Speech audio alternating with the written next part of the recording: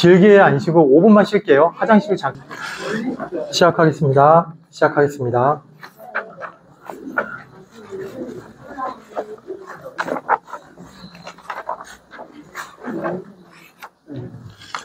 자, 앞 시간에 오온에 대해서 쭉 한번 정리를 해봤습니다. 그러니까 부처님께서 무엇을 말씀하시고자 했는가에 대한 정리였는데 내용이 생각보다 어려웠다라는 말씀들이 좀 있어가지고요. 가볍게 정리하면서 진도를 좀 빼보려고 해요. 자, 부처님께서 최종적으로 말씀하시고자 했던 것은 생로병사의 윤회의 고통으로부터 벗어나는 길이 있다라는 걸 우리에게 말씀해주고 싶어 하셨던 거고요.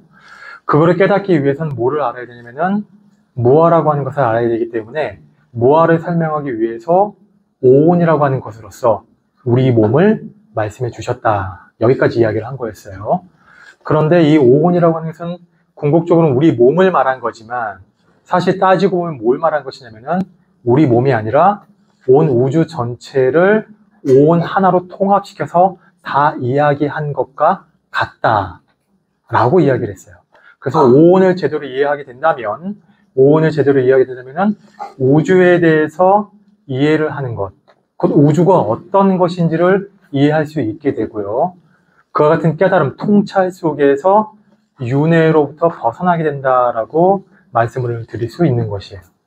자, 그럼 윤회로부터 벗어난다는 건 무엇이냐? 불교의 세계관에서 봤을 때 이 세상은 욕계, 색계, 무색계 세 군데의 세상으로 나눠져 있어요. 욕계, 색계, 무색계 들어보셨나요? 네. 욕계는 어디죠? 우리가 사는 지금 이 사바세계가 뭐예요? 욕계입니다. 우리가 사는 세상을 불교에서 사바세계라고 하죠? 왜 사바세계라고 하죠? 사바가 뭡니까? 사바가. 고통과 관련이 있는데 사바라고 하는 거는 견딜 감자에다가 참을 인자를 쓰거든요. 감인세계라고 번역을 해요.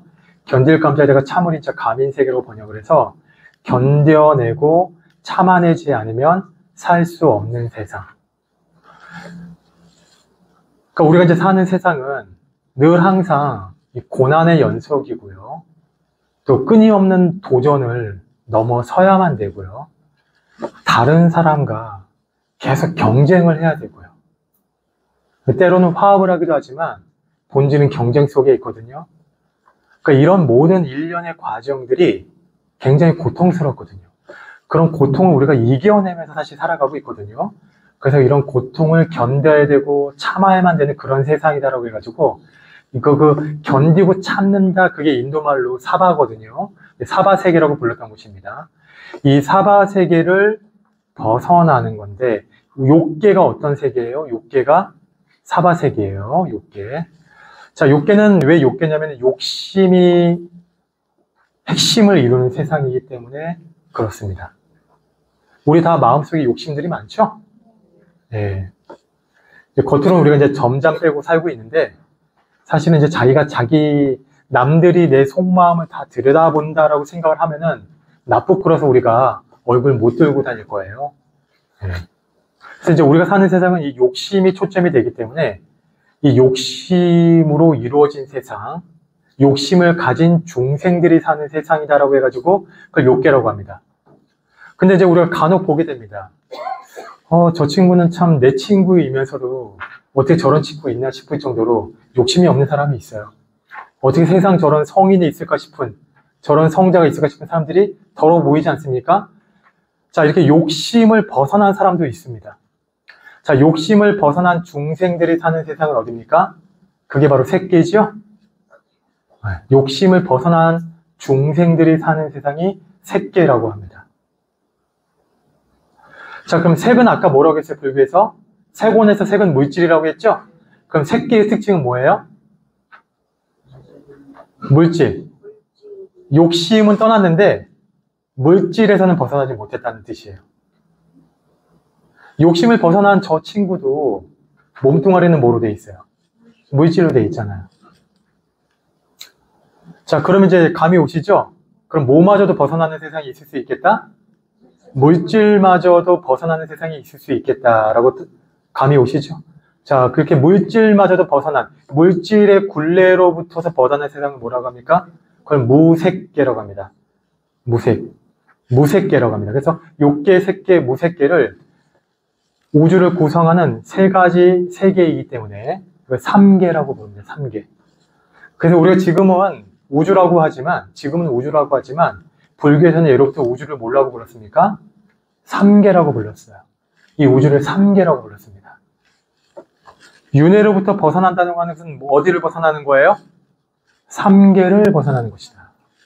윤회로부터 벗어나는 것은 삼계를 벗어나는 것이다. 이렇게 설명을 드릴 수가 있어요. 이게 이제 불교가 지향하는 바고 부처님의 가르침의 궁극적인 목적입니다. 삼계를 벗어나는 거예요. 윤회를 벗어나는 것이 곧 삼계를 벗어나는 것이다. 이렇게 표현이 됩니다. 자, 이 표현을 이제 귀에 담아두시고. 자, 그럼 이제 여기서 이제 불교가 전파되기 시작했는데, 부처님은 지금부터 2600년 전 사람입니다. 근데 부처님이 태어나신 연대를 정확히 알 수가 없습니다. 왜냐하면 기록이 많지 않기 때문이죠. 정확한 기록이 남겨지지 않기 때문에 우리가 추정을 하고 있어요. 그래서 예전에는 2900년 전부터 해가지고 2600년까지 해가지고 부처님이 태어난 연대가 몇백 년씩 추정하는 사람마다, 추정하는 학자마다 차이가 납니다. 근데 이제 공식적으로 우리는 2600년 전쯤이다라고 그렇게 이제 생각을 하고 있어요. 자, 이렇게 해서 이제 부처님께서 언제 깨우침을 얻으셨어요? 태어나서 29세에 출가를 하셨고 35세에 깨달음을 얻었는데 35세부터 몇 세까지? 80세까지 법을 펼치셨죠. 가르침을 펼치셨습니다. 자, 인멸하고 나서 그럼 불교 교단은 어떻게 됐습니까? 불교 교단은 누구한테 넘겨졌어요? 여러분 51쪽을 보십니다. 51쪽을 보시면은 10대 제자들 이야기가 나와요. 자, 부처님께서 인멸하시고 난 이후 불교는 그 제자들에 의해서 이끌어지게 됐는데, 자, 부처님 제자는 뭐 그 수를 헤아릴 수 없지만 가장 유명한 10명이 있죠? 자, 첫째 누굽니까? 사리불. 우리 아까 반야신경 할 때 사리불 나왔죠? 네, 사리불 혹은 사리자라고도 합니다. 자, 두 번째 목련이죠? 목건년, 목련이라고도 합니다. 세 번째 가섭, 네 번째 아나율, 다섯 번째 수보리, 여섯 번째 가전연, 일곱 번째 부르나, 여덟 번째 자, 우파리라고 되어 있는데 보통 우리가 우바리라고도 하고 우파리라고도 하고 여러 가지로 부릅니다. 우바리 존자. 그 다음 아홉 번째 라훌라 존자. 열 번째 아난 존자. 아난이라고도 하고 아난다라고도 하기도 하고 여러 가지 명칭이 있습니다. 이 10명의 제자 가운데 사리불과 목건년 2명의 제자가 가장 뛰어났는데 이 2명의 제자는 안타깝게도 부처님보다 나이가 더 많았던 관계로 부처님 인멸 당시 이 두 제자는 이미 없었어요. 부처님보다 먼저 인멸했기 때문에. 그래서 세 번째 누굽니까?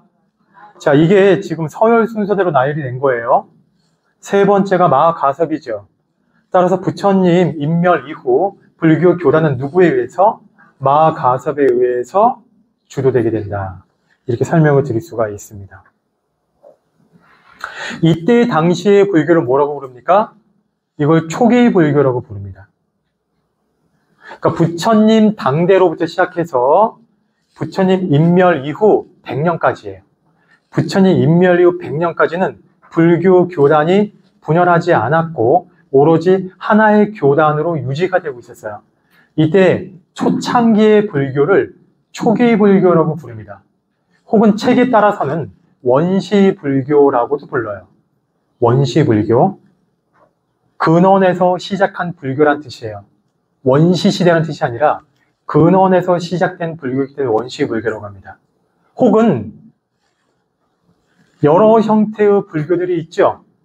여러분들께서 지금 현재 목도하는 것만 하더라도 국가별로 뭐 한국 불교, 중국 불교, 일본 불교, 티베트 불교 이렇게 나눌 수도 있고요.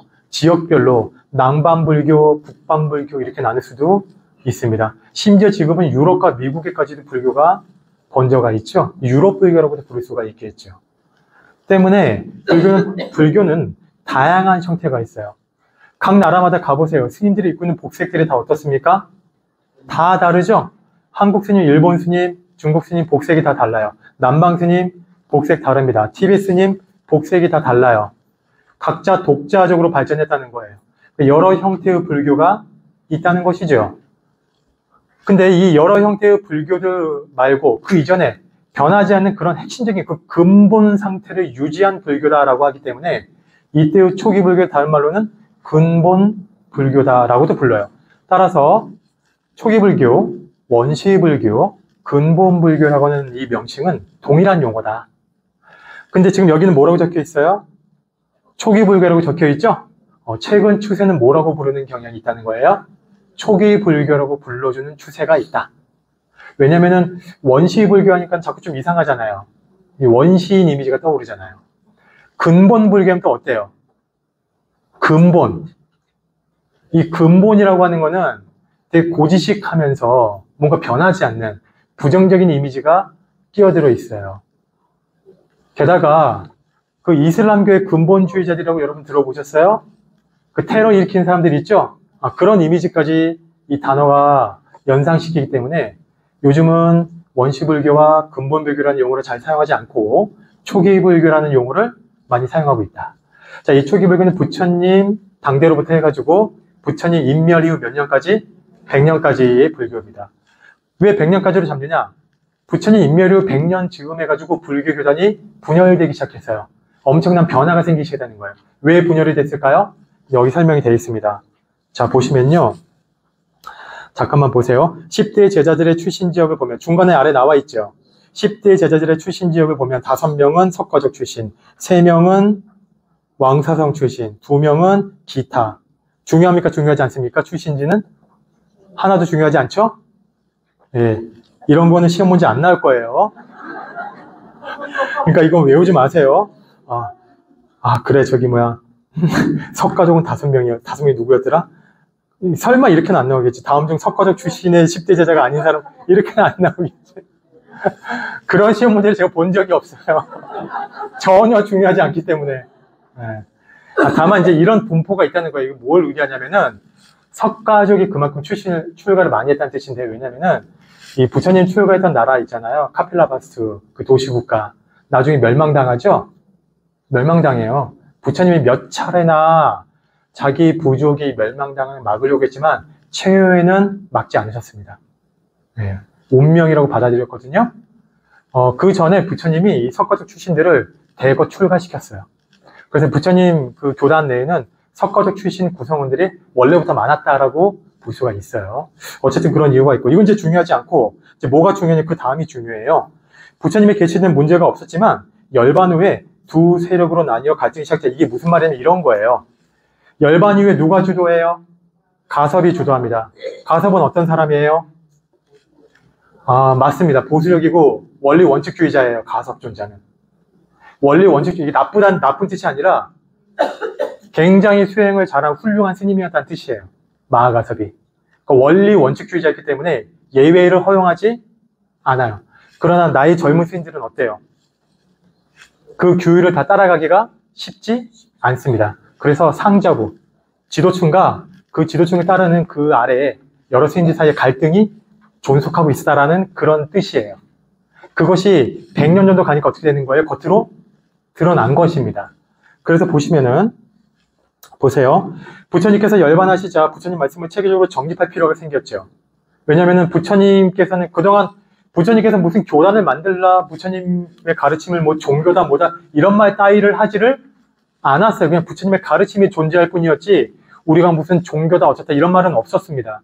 근데 부처님께서 인멸하시고 나니까는 지도자가 사라졌잖아요. 그러니까 부처님의 가르침을 중심으로 부처님의 법을 전해야 되기 때문에 부처님의 가르침을 어떻게 해요? 정리해야 되죠. 체계적으로 정리하자. 그 정리하는 작업을 뭐라고 합니까? 그걸 결집이라고 합니다. 결집. 모은다. 부처님의 말씀을 모은다라는 뜻이에요. 결집이라고 합니다.